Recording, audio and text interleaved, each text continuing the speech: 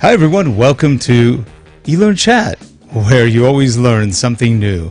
I'm joined today by my good friend and co-host, Lesley Price. She's with www.learnappeal.com. If you don't know what Learn Appeal is, go check out our website, check out the charity work that they do to help a whole mess of people become better, more educated, able to help themselves. It's a great project, and Lesley is pretty much the chief cook and bottle washer of that project, and she does a great job with them. And we had the pleasure of meeting her for the first time a month ago at the show, the Learning Technologies Conference and Expo, and working the booth with her. It was really fun meeting some of the people that came there and everything else. The stand. That's right. It's the stand. Yes, we must be correct here. I must speak proper English. I forget. So anyway, Lesley's here. Hi, Lesley. How are you? I'm very good, thank you. Do you want to show us what you're holding? Really? She has a lovely critter with her. This is little Evie. She is so cute. We saw her. We saw her. Yeah, she's grown. By the way, in a month, she's bigger. Yeah, but she's now wearing a collar because she's had her lady bits removed. And she's also been microchipped.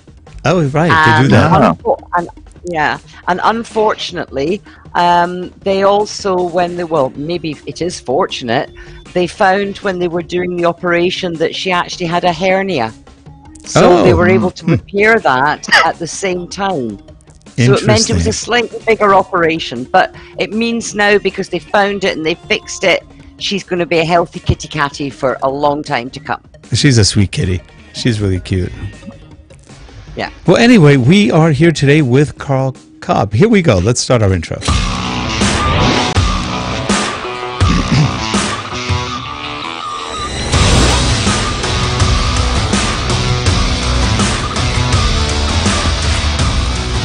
And today we are here with Professor Karl Kapp. He is the professor we all wished we had when we were going to school. But we didn't, but hey, at least we have him now. And Karl's a great guy. He puts out a lot of books, and he's just a lot of fun to be with. And Karl, how have you been? Oh, I've been well.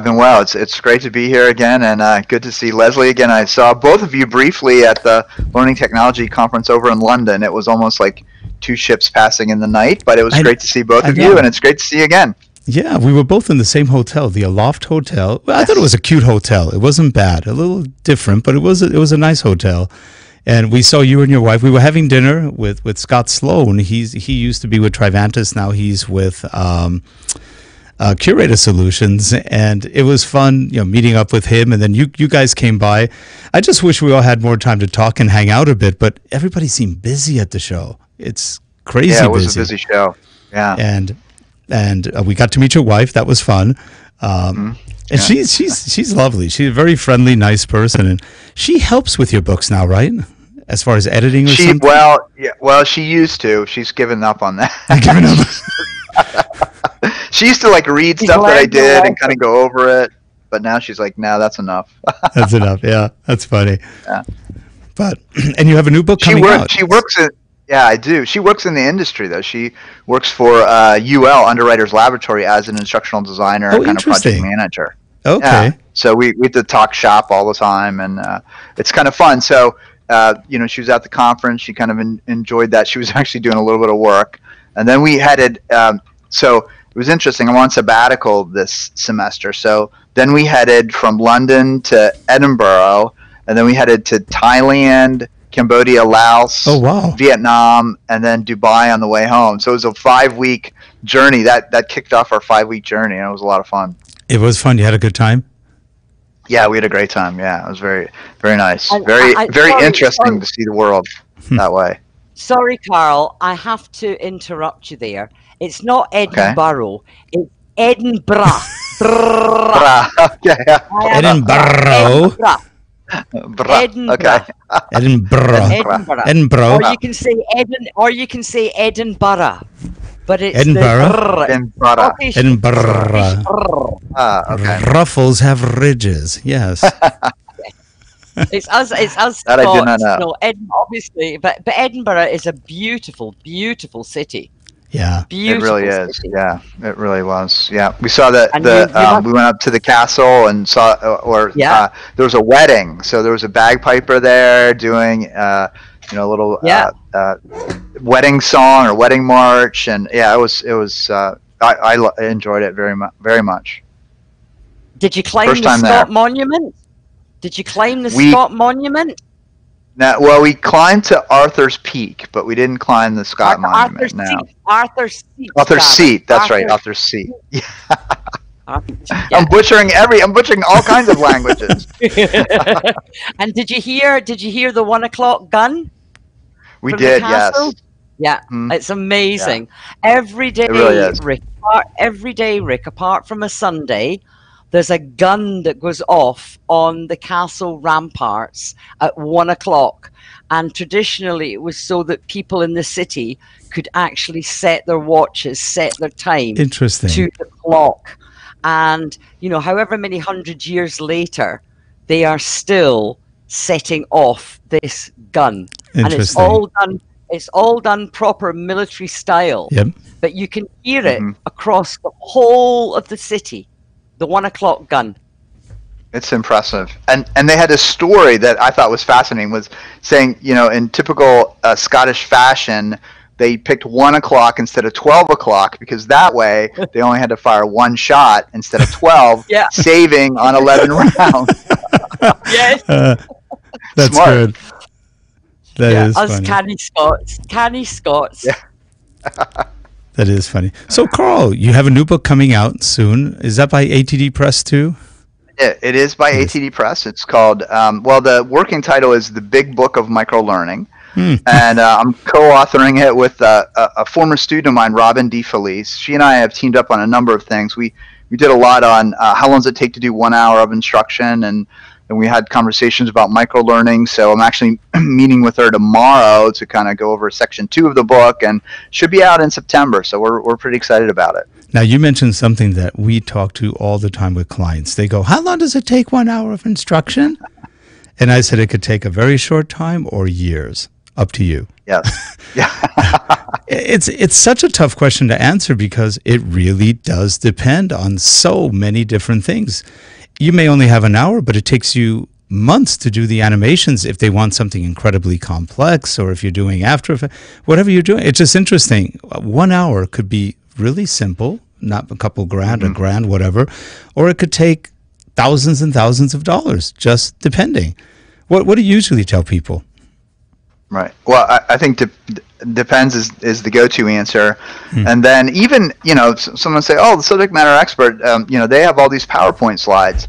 So it shouldn't take you that long, but they dump these slides on you and you don't understand the order that they're in, and there's no notes, and there's no, so we tend to divide up the instruction, so if you want the basic instruction, that's kind of level 1, and if you want intermediate interactivity, level 2, and if you want high level of activity, level 3, and then if you want, game based or 3D based, it's even higher. So it really does depend on the level of sophistication, and even branching. For example, do you want 3 branches or do you want 6 branches? And 6 branches is exponentially more difficult than 1 branch, and so it really has been a conundrum. And then the funny thing to me is I'll talk to people in an e-learning company, and somebody said, I need to have a talk with you. I'm like, when? She goes, your hours of instruction, they're way too short. And then I talk to somebody in a company and they say, I want to have a talk with you. And I'm like, yeah. And he goes,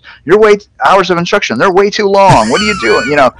It only takes us, and so we're kind of caught in trying to create this standard, but it's really difficult to do that. Yeah, it is. That's one of the toughest subjects in trying to quote someone for work. And then things change. So in the middle of the quote, you go, oh, by the way, we also want to add this. Well, that's going to add to it. Or we're taking out that. Okay, now it's a lot cheaper.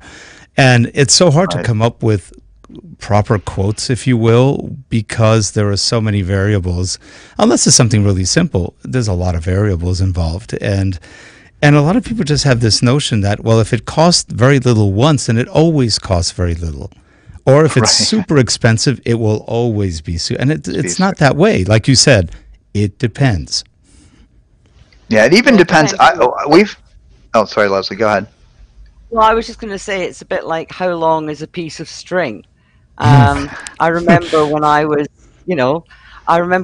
teaching economics, and I was trying to teach students, all about demand and supply and elasticity of demand, and where the price falls, and then you go from that to international and how things are affected by international markets. And some classes would pick it up in a very, very short time. Yeah. And yet you'd go into other groups, and I'm not saying it wasn't because they weren't just as bright, they were, but sometimes they would have even more questions. So it would take you longer to even go through the very basics because they wanted to go into every single detail. Yeah. Those were the engineers, right? No, just economists. Economists are worse than engineers. They could be, especially macroeconomists. Yeah. Yes. Yep. And that's, I did a bit of both. But you're in trouble when they say, what speed was the wind blowing at in China when it went towards you? Oh, gosh. Well, remember the old... So what's your new book going to be about then, Karl? You say it's, microlearning, but what does that actually mean? What does that mean? Well, we spent a little bit of time defining what actually does microlearning mean, and it's not necessarily a specific time frame. And then we talk a little bit about how to conceptualize microlearning, how to link it to different domains, so the affective domain, the psychomotor domain, and the cognitive domain. And then we talk a little bit about how it fits into a larger curriculum. And then we talk specifically, well, okay, now that you know all this and you want to develop it, what are some tools or methodologies to develop? And then we have a couple case studies in there. And then we could just kind of wrap it up in terms of reminding designers not to forget the basics. I think sometimes with new technologies or new concepts, although microlearning, the concept's been around for a while, chunking and bits of learning and that kind of stuff, sometimes people forget the basics, when a new quote-unquote technology comes out or methodology comes out. So we spend some time reminding people, hey, what you know about designing instruction is still what you know about designing instruction. It's not we don't learn some new different way. Although you were talking about your cat getting a chip, so hopefully someday we'll be able to learn by chip, but right now not possible. So microlearning, I guess, is one of the methodology we have available to us today. So that's kind of the sections of the book. We spent some time framing it theoretically, but then we spent a lot of time talking about it from a practical perspective. But we wanted to sometimes with the book, we wanted to kind of walk the line. We didn't want to be too theoretical and too academic, but we didn't want to forget about the fundamentals of learning theory and studies related to microlearning and those kind of things. And so we kind of mixed the two together. So I always tell people, you don't have to read the book in order. You could skip around if you don't care about the theory. Just skip it. If you just want to see the case studies, you can skip that as well. So we've been working on the book for a little over a year now, and we're in kind of the finishing throes of it. We're going over the comments from the editor. We're going over some comments from some of the reviewers, and then we're tightening it up, and then it'll go into production, I think, at the end of or mid-April. That's great. You said September. Yeah, who is the target audience? Is it people, or I mean, I know you talk about school in the US. School in the UK is actually when you go to school, like when you're under 18. We call what you call school, we call university. So is it university? Is it people who are doing some kind of post-grad, or is it people in work, or is it all of the above? So our primary target is people in work. So if you've been, your boss comes to you and says, hey, guess what? We need some microlearning. And you're like, okay, I've heard the word, but I have no idea what that means. That's for you. There's a big push in the industry now for evidence-based design and development of instruction, which I'm a strong advocate of. And so that's part of the reason why we put that in there for the book. Now, having said that, if you are in academia, certainly you can pick up the book and get some value of it, especially, I think, being from academia myself, there's always that gap between how do I think about the theory and how do I implement it. So I think this book, if you were in a graduate program, would be really good, helpful at university to kind of go, okay, I understand the theory now. How do I actually make this work? Yeah. So that's kind of the line we're trying to straddle with the book.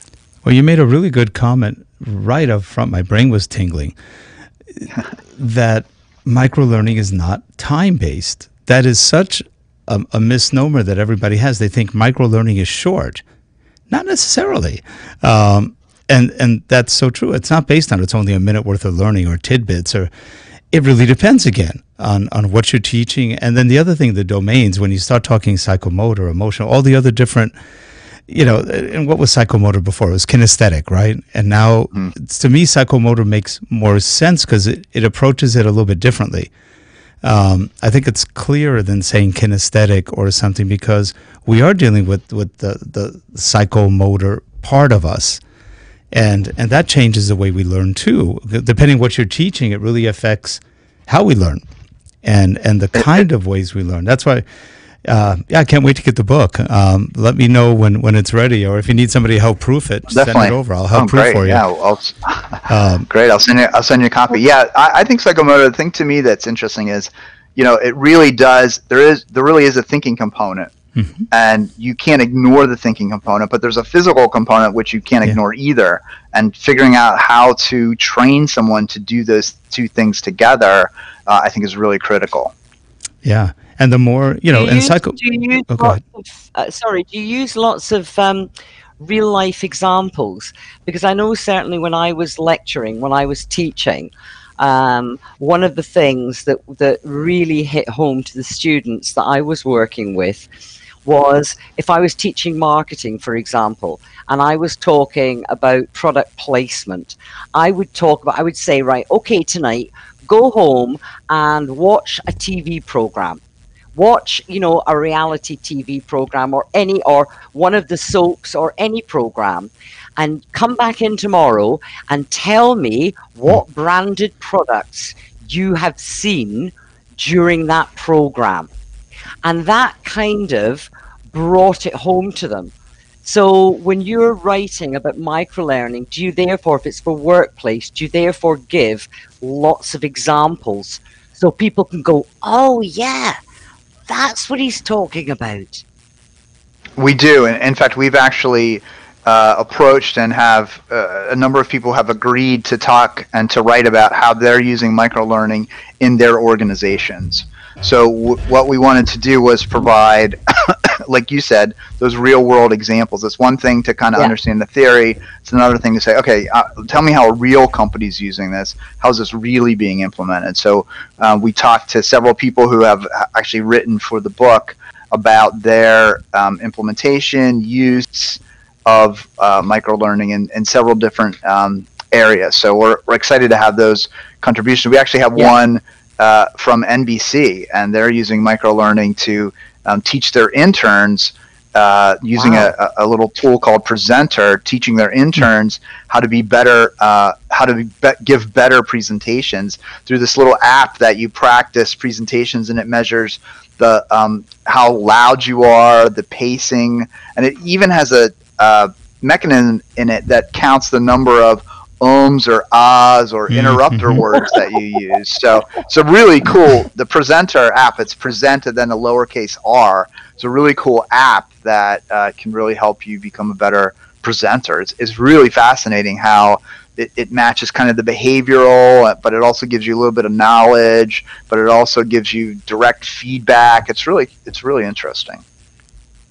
That actually sounds really interesting because you can watch a presenter and then give them that feedback, but if they can test themselves as they go, that's even better because they get rid of that fear of the person reviewing them. Is that available on Android or Apple devices? It's actually both, iOS or Android. Yeah, that's cool. So it's present and then the lowercase r. And then It even has some gamification elements in it, so you can kind of, you know, track where you are, like yellow, green, or green, yellow, red. So you have to work with the needle to get your volume a certain way. I'm looking at my hand; you can't see it, but so that's really interesting. And then the other thing you can do, which is interesting, if you always say, like, I had a professor one time who was teaching stats, and at the end of every sentence, I swear, he said, "Are you with me?" Like stats, are you with me? And I want to stand up and say, you know what? No, I'm not with you now. I wasn't with you last week, and I'll never be with you. So stop asking me this question. But you can put in your own, you know, catchphrases, and it'll tell you how many times you've used those catchphrases. So I think that's pretty cool as well. So you can put in, "Are you with me?" And you could say, "I've said that 150 times. I probably should not say that again." Yeah. So yeah, it's a really powerful app, and really, I find it very interesting. I think I met that guy. I was once at a financial planning presentation for the company, and there was this one guy who kept saying every other word. You know, he goes, "So then when you donate, you put your money into the IRA. Are you guys with me?" Yeah. Right. Okay. Now you put the money into the IRA. You can go into a Keogh. Are you with me on that? Yeah. And literally, it must have been the same guy. It's like, "Are you with me?" It was constant. At the end, I wanted to shoot him. Yeah. It's like, do you think anybody will notice if we get rid of him? No, let's shoot this guy. Are you with me? Yeah. Are you with me? Anybody with me on that one? Yeah. Yeah, but it's great that within your book you're actually using real life examples, because I think that in any book, I think that is so powerful, because it's something that people can actually relate to. You know, it's a bit like storytelling in instructional design. That it's, you know, if people can tell stories within instructional design, that actually makes it much better for the learner. And I think if people do that in books, it's exactly the same way as, goes back to when you were reading books as a child. If there was a good story, you were interested, you wanted to know more, and you actually went back and read it again. Yes, yeah, I could not agree more. Absolutely. Yeah. Now, this is something interesting. Karl, you deal with a lot of younger people, especially in your professor role. I notice if I go to a Barnes & Noble, I tend to find, at least here in the States, I find really young kids, and on the older side, 50 up. Not much in between. And you just go, wow, nobody reads anymore like they used to. Or they're reading electronic books, which is different. They don't have to go to the store for that. But what we have noticed is without the reading that people used to do, to a certain point, some of the imagination suffers. Because videos are great, but videos tell you what you're seeing. They tell you what to see and think. And that takes away some of the imagination. Have you ever run into that where they don't think, they're not as creative sometimes because they're so used to being told what to be creative about? Well, yeah, I mean, I think we've done a huge, especially in the States, a huge disservice to children when they're very, very young, in that we've structured all of their time. So I'm not sure. I think reading definitely has something to do with it. I think the lack of play has a lot to do with it as well, and the overstimulation. So when I was bored, my mom said, go outside and find something to do, right? And so there was nothing to do. You went outside and you found something to do, and you got some neighbors. Now, if kids are bored, well, you get on your iPad and look at some videos, or, play I like digital games, but play a digital game or whatever. So the kids don't have the chance to kind of make things up, or, they don't go in the neighborhood and say, hey, let's pick up a soccer game or a baseball game. No, you've got baseball practice at 9:05, and then you have gymnastics at 10, and then you have cooking class at 11, and it's just totally structured. And there's actually some really fascinating research about the link between mental illness and the lack of play. And we were talking earlier about internationally. I find that folks internationally, as opposed to the States, tend to have almost a better sense of a work-life balance.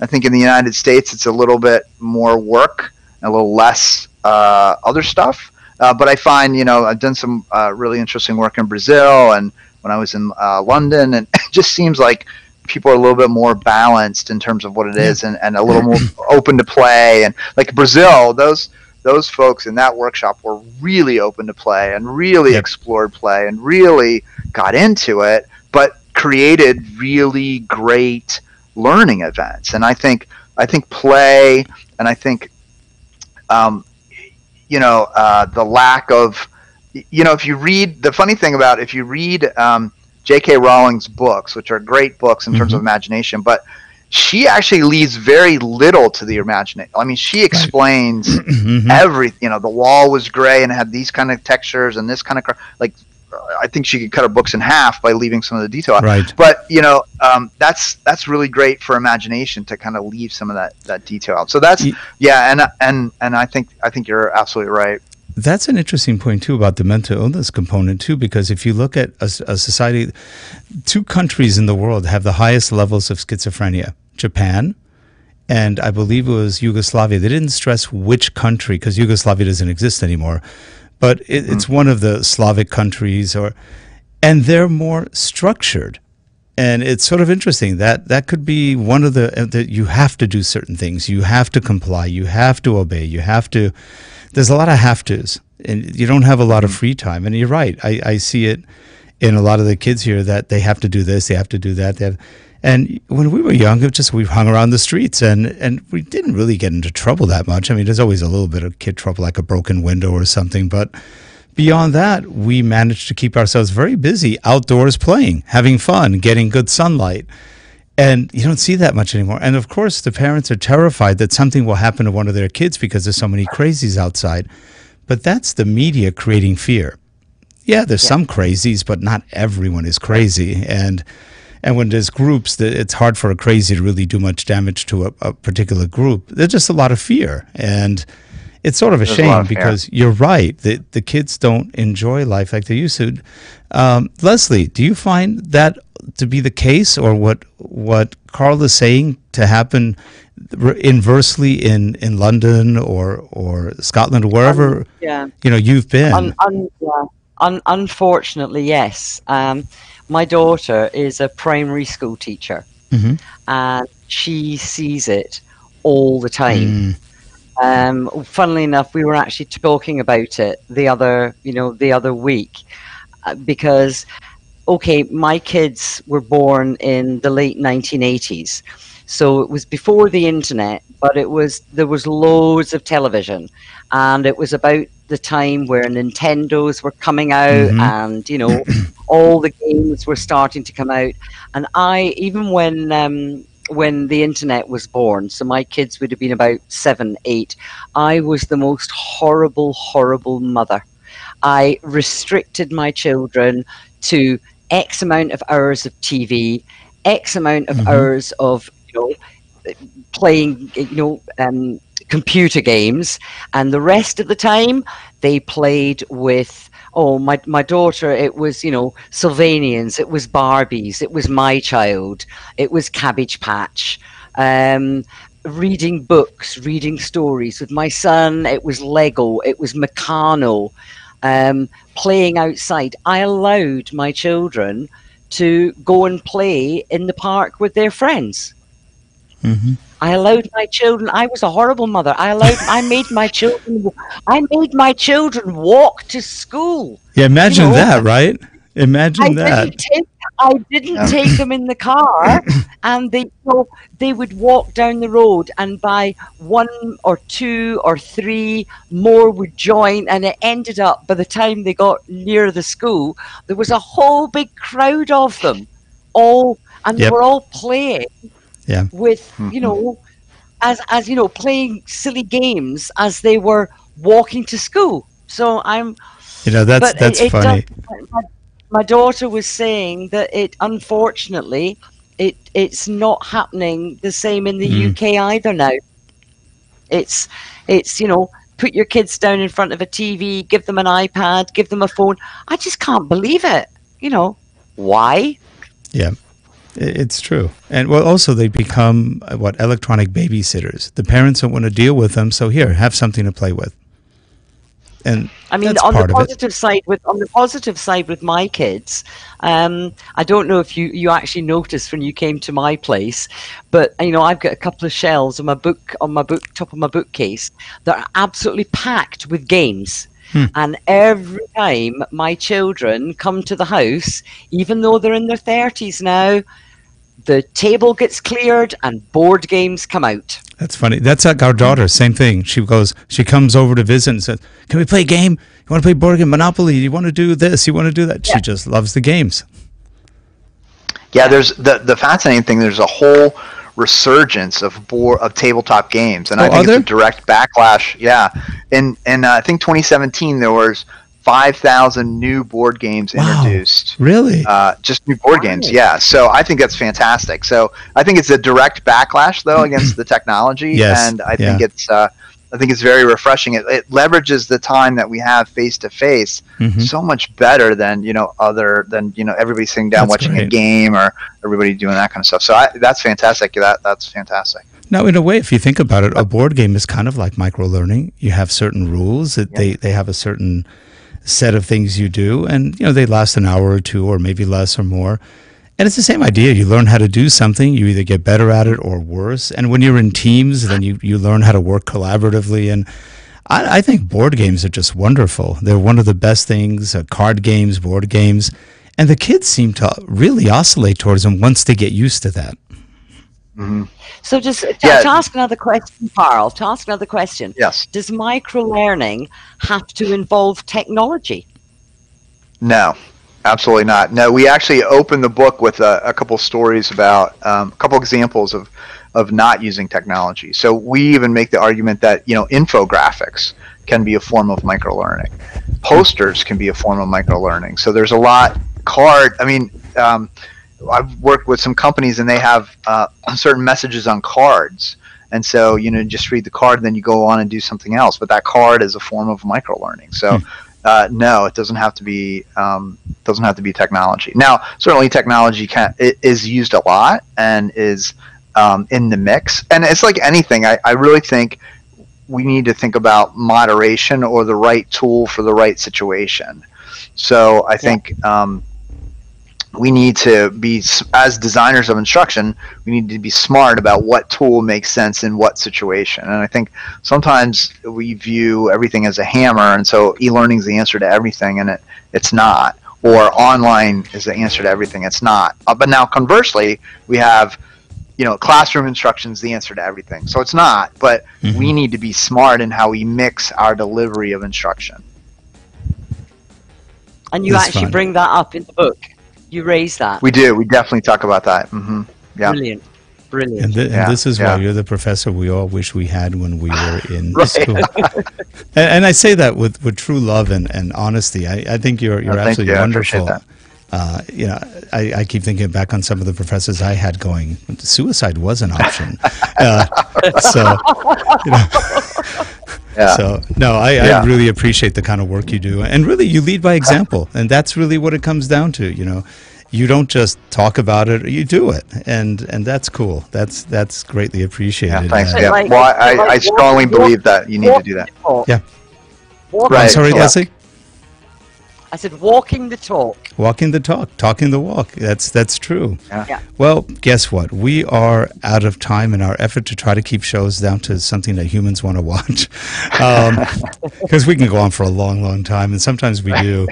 But Karl, again, appreciate you so much for coming on again today and talking about your new book. We'll let us know when it comes out, and we'll definitely put it up there for us and make sure people get copies of it. Because it sounds like a great book. Thanks for having me. And if you do want somebody to just review for you, peer review or anything, I'd love to help you out with it. Great, sure. No, that'd be fantastic. I'll make time for that. And Lesley, as always, a pleasure to have you on.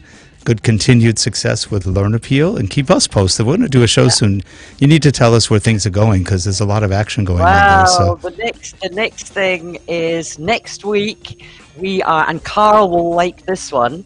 We are taking a group of girls who are aged 11 to 14 to 3 of the biggest e-learning providers for a day trip And these girls are already using an authoring tool. They're creating content, and they are now going to meet some instructional designers in real life.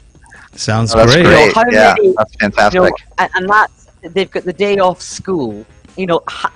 This is a first. I have never come across a school that wants to support instructional design in 11 to 14-year-olds. Wow. Is this Muhammad's school? Muhammad Daniel?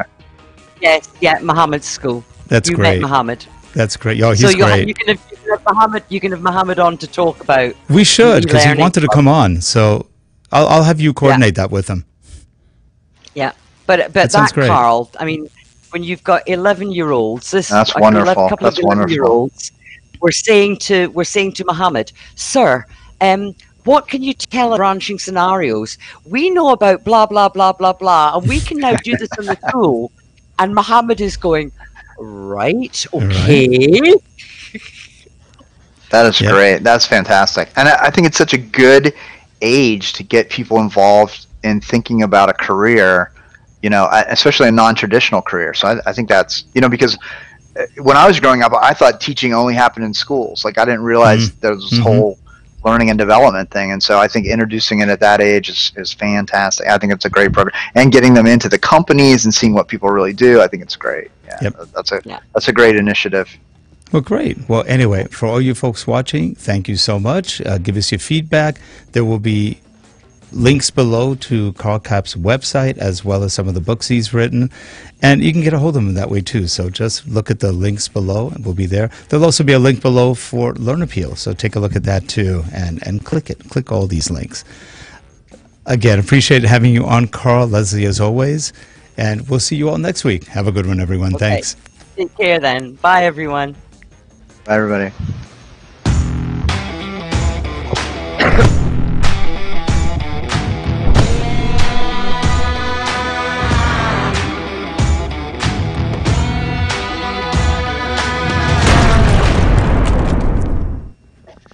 And the Big Bang